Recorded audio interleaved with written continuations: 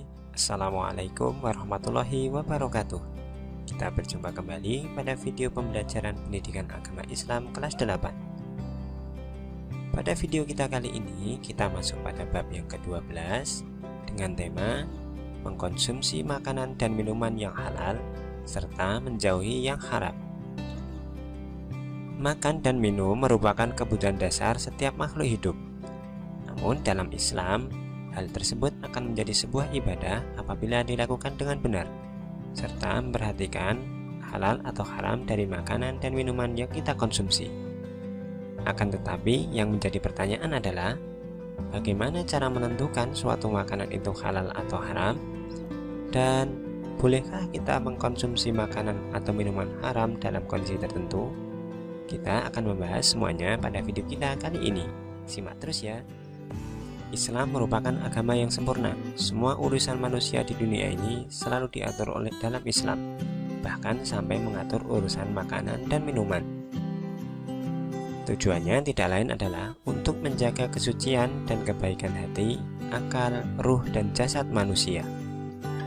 Allah berfirman dalam Quran Surat Al-Ma'idah ayat 88, A'udzubillahi minasyaitonirrajim, wa kulu mimma razaqakumullahu halalan thayyiban wattaqullaha alladzi antum bihi mu'minun, yang artinya, dan makanlah makanan yang halal lagi baik dari apa yang Allah telah rezekikan kepadamu, dan bertakwalah kepada Allah yang kamu beriman kepadanya.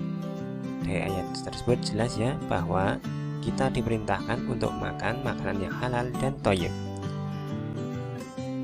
Makanan halal adalah makanan yang dibolehkan berdasarkan ketentuan syariat Islam.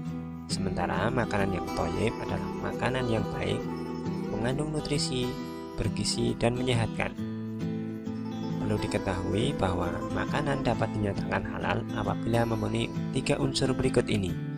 Yang pertama, halal dari segi wujudnya atau zatnya, kemudian halal dari segi cara mendapatkannya, dan halal dari segi cara mengolahnya. Makanan akan dinyatakan halal apabila memenuhi 3 syarat tersebut. Tidak boleh hanya satu saja. Adapun jenis-jenisnya antara lain, yang pertama, makanan yang dihalalkan oleh Allah dan Rasul-Nya. Hal ini didasarkan pada hadis riwayat Ibnu Majah dan Tirmidzi, yang artinya, apa yang dihalalkan oleh Allah dalam kitabnya adalah halal, dan apa yang diharamkan oleh Allah di dalam kitabnya adalah haram, dan apa yang didiamkan atau tidak diterangkan, maka barang itu termasuk yang dimaafkan. Kemudian jenis yang kedua adalah makanan yang tidak kotor dan tidak menjijikkan. Hal ini didasarkan pada Quran Surat Al-A'raf ayat 157. Kemudian yang ketiga adalah makanan yang tidak mendatangkan mudarat atau keburukan. Ini didasarkan pada Quran Surat Al-Baqarah ayat 168. Dari segi minuman yang tidak memabukkan, tidak najis, dan didapat dengan cara yang halal. Sementara makanan dan minuman akan dinyatakan haram jika memenuhi salah satu unsur berikut ini. Pertama, haram dari segi wujudnya atau zatnya, haram dari segi cara mendapatkannya, dan haram dari segi cara mengolahnya. Makanan akan dinyatakan haram apabila telah memenuhi salah satu saja dari 3 unsur tersebut. Tidak perlu menunggu sampai 3 unsur terpenuhi secara sekaligus. Adapun jenis-jenis dari makanan haram diantaranya, semua makanan yang dinyatakan haram dalam Quran Surat Al-Ma'idah ayat 3. Apa saja? Yang pertama ada bangkai, darah, daging babi, hewan yang disembelih bukan atas nama Allah Subhanahu wa Ta'ala, yang mati karena tercekik, jatuh, ditanduk, diterkam binatang buas kecuali yang sempat disembelih, dan yang disembelih untuk berhala. Nah, itulah makanan-makanan yang dinyatakan haram oleh Allah melalui Quran Surat Al-Ma'idah ayat 3. Dari jenis yang lainnya adalah semua makanan yang mendatangkan mudarat, makanan yang kotor dan menjijikkan atau khaba'its, kemudian makanan yang didapat dengan cara yang batil, misalkan dari hasil curian, judi, merampok, menipu, dan lain sebagainya. Sementara itu dari jenis minuman yang haram terdiri dari jenis minuman yang memabukkan.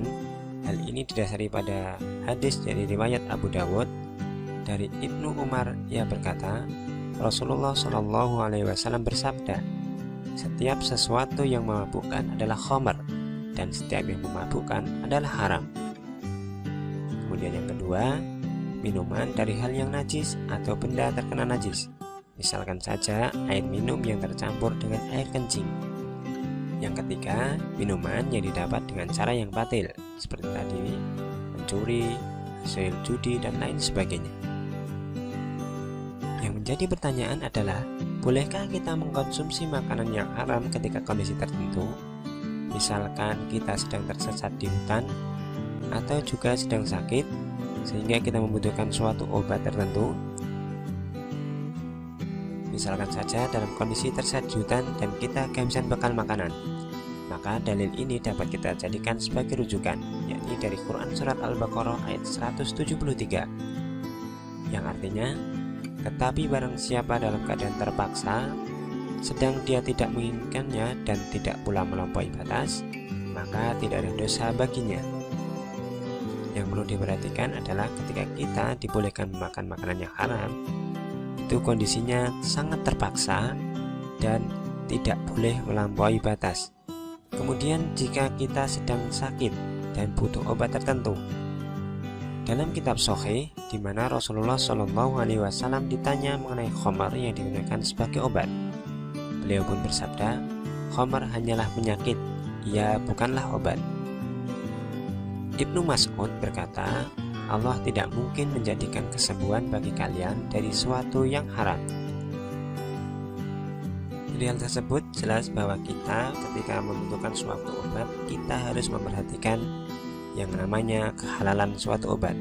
Kita dapat memperhatikan label halal yang tertera dalam kemasan obat. Hal ini didasarkan pada nasihat yang mana jadikan antara dirimu dengan neraka seorang alim atau ulama. Nah, ketika kita sudah memperhatikan label halal, tentu kita sudah menjadikan atau mengikuti ulama, sehingga insya Allah kita terhindar dari api neraka. Oleh karena itu, yuk mari kita tetap konsumsi makanan yang halal, agar badan kita selalu sehat dan ibadah selalu semangat, serta hindari makanan yang haram, karena tentunya hal itu akan merusak tubuh kita dan Allah pun tidak akan memperkenankan doa-doa kita. Semoga video kali ini memberikan manfaat. Wassalamualaikum warahmatullahi wabarakatuh.